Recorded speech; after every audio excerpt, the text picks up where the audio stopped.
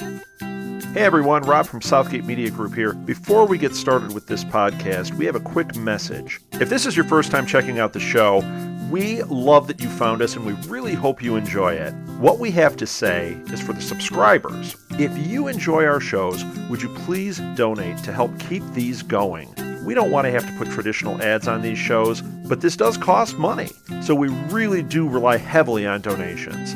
To make a donation to the show, please go to our website, www.southgatemediagroup.com. Go to the page for the show, and in the upper right-hand corner is a donate button. It takes you right to PayPal, and you can donate whatever amount you want. Thanks a lot for listening, everybody.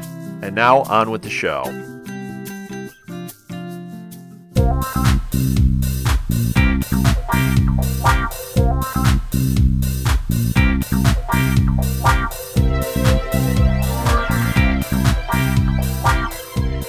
Welcome to the ShowRatings.tv Pilot Roundtable, a Southgate Media Group podcast. I'm Kyle Tremblay from ShowRatings.tv, and I am joined by my co-host, Olivia Richards. Olivia, how are you? I'm good. How are you? I'm doing great. It's Christmas time. I know you are dressed as a Christmas tree, according to your Facebook. Obviously, you are in the holiday spirit, and we on this podcast are in the holiday spirit because we are going to talk about our best network pilots of the year. And yeah, so this is a year-end year-end review show, basically. We talked about just about every network pilot this year. And so we're going to go through and rank them, our top 5 each. So you ready to go, Olivia? Oh, I'm totally ready. Excellent. And just a note to our listeners that if you are listening to this prior to December 24th, you can vote for all of these pilots in our ShowRatings.tv awards. If you go to ShowRatings.tv, you'll find a link to our awards ballot, and it is all fan-driven, and all the awards will be determined by fan voting. So if you like any of these pilots or any other shows that aren't pilots, go to ShowRatings.tv and vote for them right now. But for now, our own top 5 lists are done by a committee of one, and that is you doing yours and me doing mine. So Olivia, get yours started. What's your number 5 show? All right, my number 5 was Cristela. Cristela? That was, yeah, I was surprised because I was looking through it, and when I was kind of going on and looking up some of the shows that previewed over the fall, I saw that on the list, and I remember kind of sitting down and watching it and how surprised I was by how much I liked it.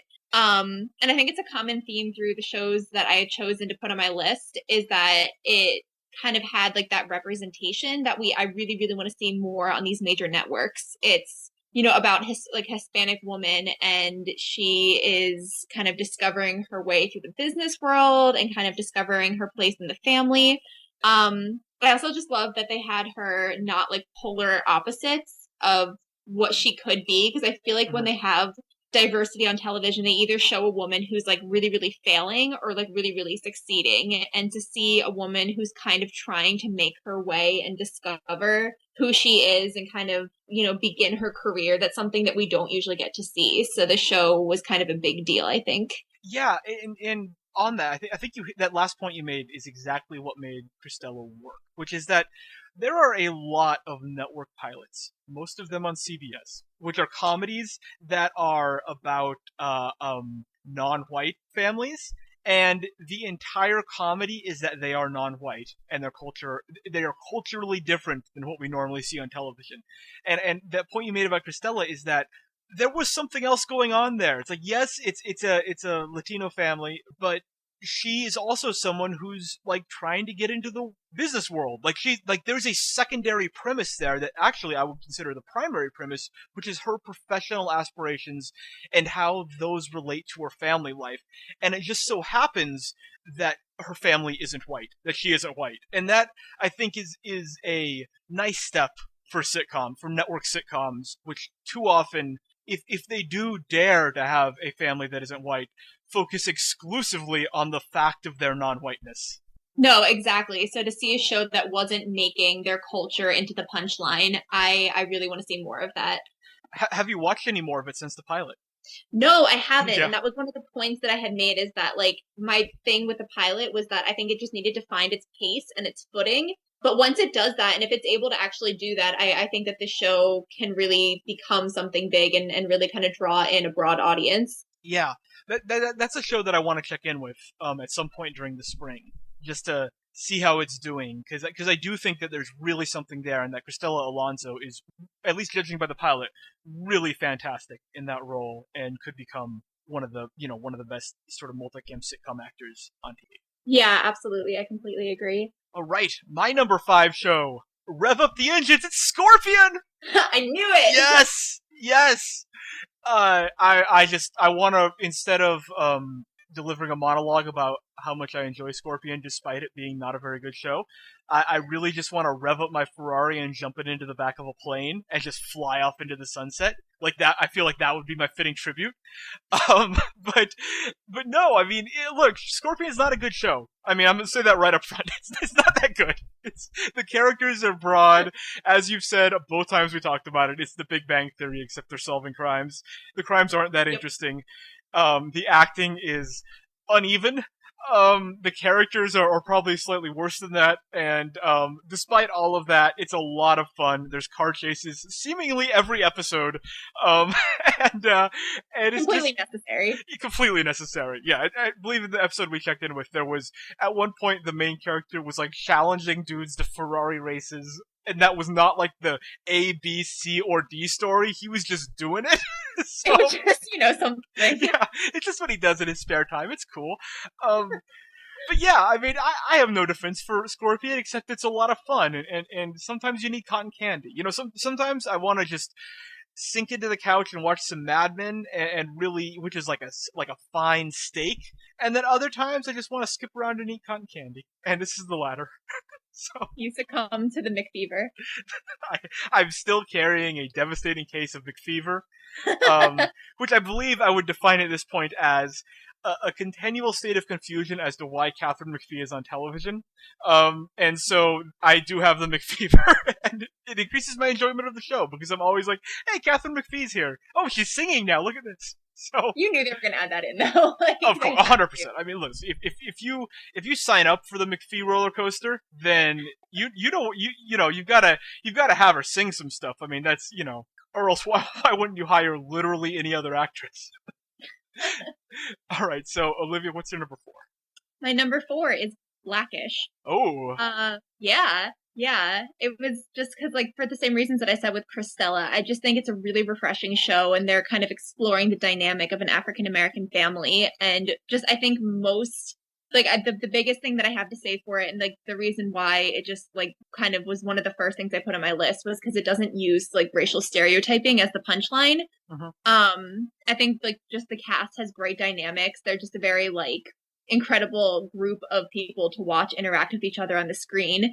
And then it's also, you have like Anthony Anderson's character, and he's working to like break these racial stereotypes, but at times he's faltering and accidentally kind of falling into them. And then like, you are able to see his wife or his kids like showing him that like life is a little bit more diverse, and that his ideas are kind of in a box, and it kind of shows you as an audience how the world can be kind of very, very broad place in a way that we don't really think about it sometimes. Yeah, I would just add, and we might get to Blackish here in a bit on my list, but I would just add that the number one with a bullet thing about this show is that it's funny. Like, Blackish is, I've watched a couple episodes since the pilot. I don't catch it every week, but I still like keep up with it. And it's a show that makes me laugh, which I think is kind of, first of all, it's kind of rare for sitcoms. I don't watch a lot of sitcoms, but like in general, like even like Cristela had some good moments, but it was almost like I was appreciating the efficiency with which that pilot moved, and like the way it got through some of the early material, as opposed to like dying laughing at it. And Blackish actually makes me like genuinely laugh while still having that sort of same appreciation you're talking about of like, hey, this is like good stuff. Like, this is actually like socially considered commentary. But it's funny, and that to me is like almost the next level here of these sort of more thoughtful single cam comedies, which is that it actually is really funny. And yeah, I think Blackish is tremendously successful, and it's actually had some commercial success too. It like gets good ratings, which is really nice. Yeah, absolutely. So my number 4 show, which I just have us. We haven't looked at each other's lists, but I feel like this one might be coming up for you in a bit. But my number 4 show is Selfie. Oh my gosh, that's on my list too. There you go. You're. I'm shocked, first of all, that you didn't just write My Fair Lady instead of Selfie. Yeah, just throw that on there. Based on our previous conversations. But yeah, I mean, obviously it's been canceled, and that's unfortunate. I think ABC has a real problem with naming shows, and Selfie was doomed from the moment it was announced that it was named Selfie, because people were just ready to take it down, and it just sort of felt like a show that came out 5 years ago that would have been like cutting edge then, but now is like, you're just kind of trying to jump on this train. But putting aside the title, like, the show has 2 great leads in John Cho and Karen Gillan, and has a good supporting cast that was utilized more in the more recent episodes than in the early episodes, and it sort of found its tone around the 4th or 5th episode, and became like really good and funny and heartfelt, and I'm like genuinely sad that it's gone. I know, you basically hit all my points. Well, we have talked about it a bunch. I know. I'm still grieving. I think I've hit like the acceptance point. Yeah. Sad. Why wouldn't ABC just let this one go on? I mean, it's not like the rest of ABC is just lighting the world on fire, and like Selfie's the one anchor that's holding the network back. Like, pretty much everything on ABC sucks, like ratings wise. I just, what was the thinking in canceling Selfie after like 6 episodes? Like, what are they going to replace it with that's going to do better? I'm not sure, because I'm like, they had Manhattan Love Story, and there's a reason why that was canceled. Yes. Like, literally, you didn't even need to sit through like even like the first 5 minutes to understand why the show was not going to go anywhere, and for good reason again. But like Selfie is just like, again, I think it had a really, really good direction, and it was really going somewhere. And I've been keeping up with it on a really consistent basis. And I just watched the most recent episode, and just the direction that they're going and what they could do with this show, unfortunately, we're not going to be able to see, which is really, really disappointing. Yeah. My theory, by the way, like, you know, I mean, like you said, Manhattan Love Story got canceled after 2 episodes, and it was self-evident why it was canceled. If anyone watched any minute of Manhattan Love Story, they would understand immediately why it was canceled. Selfie, I feel like, was canceled, first because the ratings were bad, but also because it was a show that could have become beloved the way that like Parks and Rec became beloved, where like people are really passionate about it, and it becomes a thing on the internet, and there are memes and everything. But yet the ratings might never get better. Like, at one point, Parks ratings got okay, and then they sort of dipped back down. But I wonder if ABC took a look at Parks and Rec and shows like that, like beloved shows that are little watched, and said, you know what? If we let Selfie go on for a full season, people might love this too much and hate us for canceling it, and we might be locked into like 5 seasons. We just need to cancel this right away so we don't do 5 seasons of a show that isn't well rated.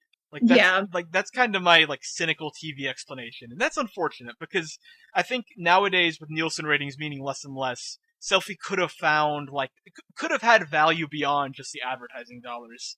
And it's not like ABC's comedy production is just churning out hit after hit. So no, exactly. Yeah, I don't know what they're gonna replace. But anyway, that was frustrating. So Olivia, what's your number 3? My number 3 was Jane the Virgin. Ooh, okay. I know, which surprised me because again, like I first saw the promo for it, and it was a CW show, so first and foremost that made me kind of like antsy because that network kind of has a way of kind of producing very like kitschy teen drama that just doesn't really have much value. But this one actually surprised me because again, I was very, very weary and very, very concerned watching the promo because it was going to be touching on some themes like virginity and like this cultural narrative that was going on. And I was like, oh my God, if they explore this in the way that I think they might, I don't want to watch it. But I was very surprised when they're doing this like very, very deep like cultural and gender exploration, and they're kind of dissecting the purity myth, which is really nice to see, especially because like they're targeting like a young female audience, and to see females actually like not having to listen to this message that like, you know, having sex or, you know, engaging in sexual activities like makes you all these derogatory terms. I just think it's a very like, it's a great blend of comedy, drama, and romance, and to see this you know, Hispanic lead just drive this really awesome narrative. It makes for a very, very successful, very like heartfelt, very warm show. Yes, and I need to tell you, Jane the Virgin is number 3 on my list as well. For many of the reasons that you have just listed. I thought, and you said this, but I just want to back it up because this is exactly what I went into. Before the season, I previewed with various different people, all the network pilots, and Sophia, our dear friend Sophia, who's been a guest a couple times on the podcast, and I declared, based on the pre-material before any episode aired, that Jane the Virgin would be the worst show this year. For exactly the reason that you said, which is, we thought the purpose of Jane the Virgin would be to say that young women who have sex before marriage are whores. Like that was our take on what the perspective of the show would. Like we thought that would be what they're advancing, and that the central character is fighting against this perception. Like the central character is like, no, like I didn't have sex, but not actually like refuting the perception. Like she would be basically saying, yes, that's true, but that's not me. And that seemed so offensive on the face of it that I was really down on this show. And then I watched the pilot, and it's like, oh, that's not the show at all. The show is actually very progressive and very funny and kind of irreverent in a way that I wasn't expecting it to be. Like there's a lot of sort of, it's based on a soap opera, and I was confounded by how they would convert a soap opera to a network comedy. And then it turns out it's not really a comedy. It's more of a dramedy.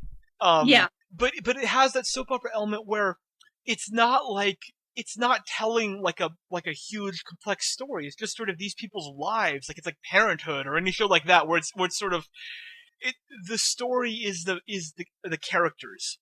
There's the premise, and then there's the characters, and then what you're enjoying every week is watching them live their lives. It's not, it's not this like complicated, convoluted story that needs to be like that you have to create a chart to track.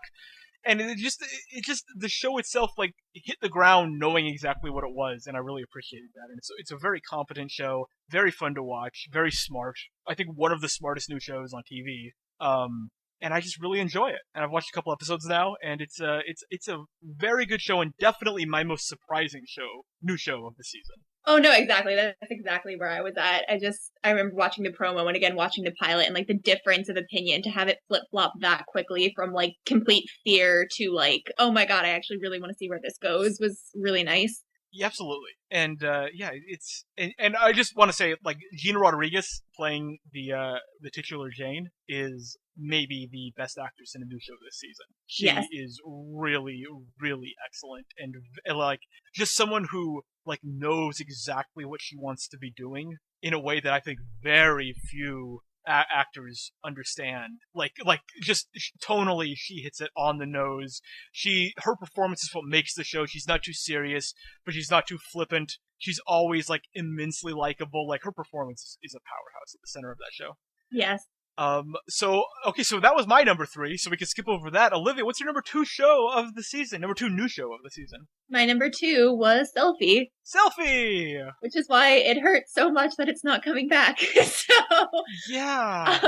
But it was exactly for the reasons that we just discussed. I was so blown away by the chemistry between Karen Gillan and John Cho, and just, again, like following it, because this was not a show that I expected to follow up with. Like, I just expected to watch the pilot, and that would be it. And then, by the time I, got to like what we said before, like episode 4 or 5, I was like just really impressed by where the show was going. And, sometimes like, the writing is like a little bit ridiculous, and like the whole plot is like a little bit, kind of, silly, and sometimes it's just not something to be taken completely seriously. But I think the cast has a fantastic dynamic, and I'm very sad that it's not coming back. So Me too. Come on, ABC. ABC makes a good show and then it cancels it. Just I know. classic ABC. My number 2 show, it has already made an appearance as well. It's Blackish. For all the reasons that I mentioned earlier. I don't have a whole lot else to say. I didn't mention Anthony Anderson, who is, I think, really excellent as the central character, and sort of has this manic energy that makes the show a whole lot of fun. But yeah, that's all I got on Blackish. So we're down to it. Olivia, your number 1 new network show of the season. dun, as if we're surprised, it is How to Get Away with Murder. Ooh, interesting choice. That one just, Viola Davis is everything in that show. And with one of the most recent episodes, and the one that she's actually been doing a lot of interviews regarding one of the scenes she did, that was the moment where she took off her wig and just removed all of her makeup. And it was just, I watched that scene, and there's very few times where I actually get full on chills and goosebumps watching a performance, but it was so organic the way that she approached the character in that sense, and just the fact that she stripped down this character's layers down to her most basic elements, and just you could not take your eyes off of her in this scene. And just having her play this character, we never get to see female anti-heroes on TV just in general. It's such a rare thing to see, but having this woman who is this perfect blend of vulnerability and just ruthlessness in a way that it's you don't deny that she's feminine, because I feel when they try to make the anti-hero and it's a woman, they try to make them more masculine, so you forget that it's a woman. Yes. But having her be this blend of just this raw sexuality and this unapologetic nature about her. Everything about the show is amazing. Yeah, well, that last statement is what I want to talk about. Everything about the show is amazing, because Viola Davis, as far as I'm concerned, can walk on water. She's just flat out a force of nature on that show, and every second that she's on screen is great. What do you think of the 4 kids who are law students, who are sort of, I guess, they're the Scooby Gang of the show, and the focus that's given to them and sort of their trials and tribulations? Are you fine with that?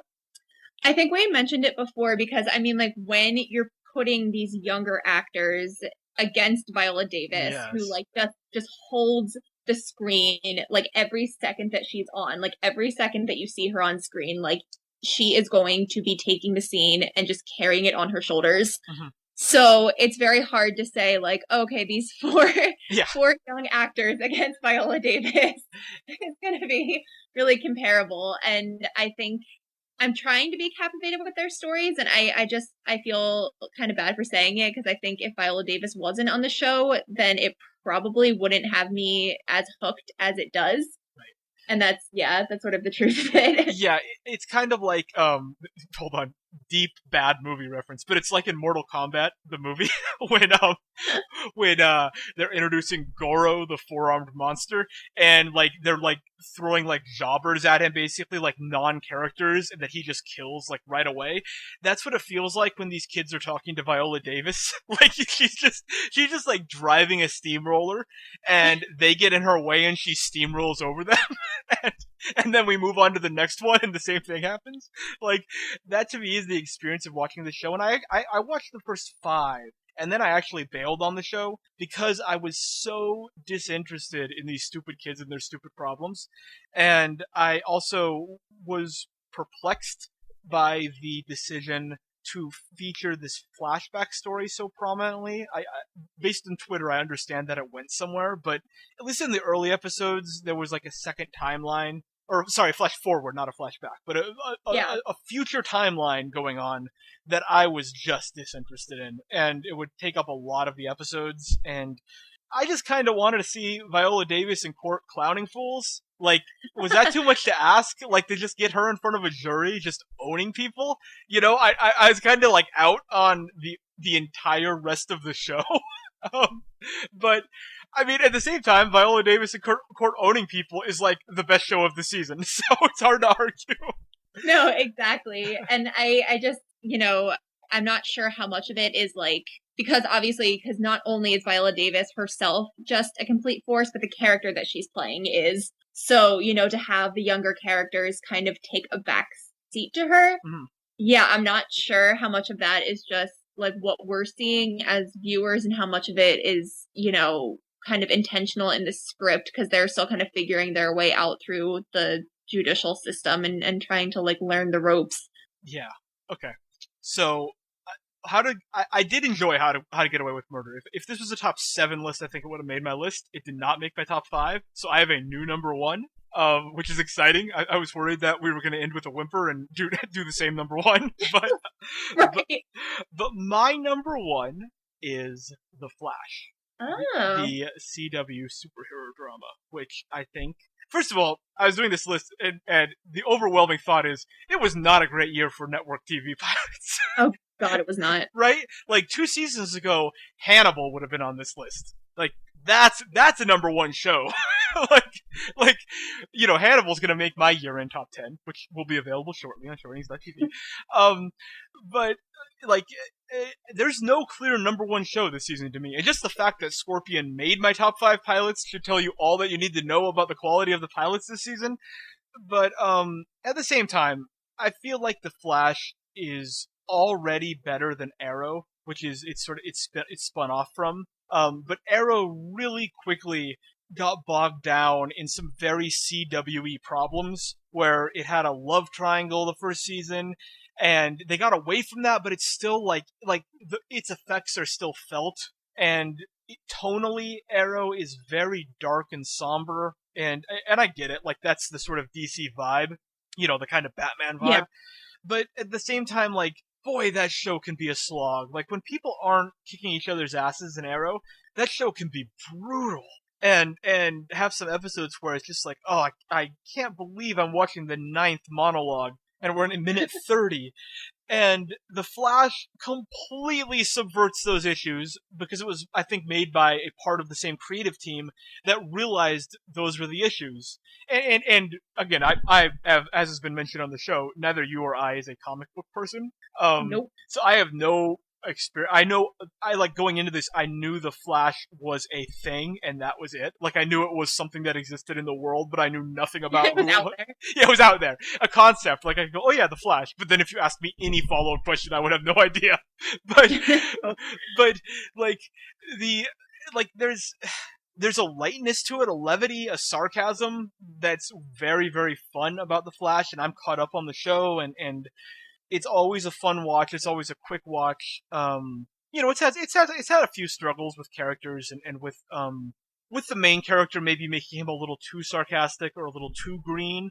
But a lot of the fun of the show is that Barry Allen, the Flash, is like new at being a superhero, so he kind of has his training wheels on, and there's a lot of like fun with him just sort of learning the ropes. And The Flash and Arrow did like a 2-part crossover episode that was just a blast. Like, it was a riot. It was like an excuse for Arrow to actually lighten up for 2 episodes, which was awesome. And it's just a lot of fun. I mean, it's a fun show, very functional, very competent.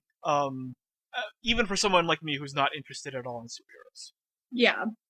Have you watched any of that at all? I know that you talked about the pilot with us a while back. I have not followed up. I was actually reading some of Sophia's reviews, though, that she does of the show, and or is it Ricky?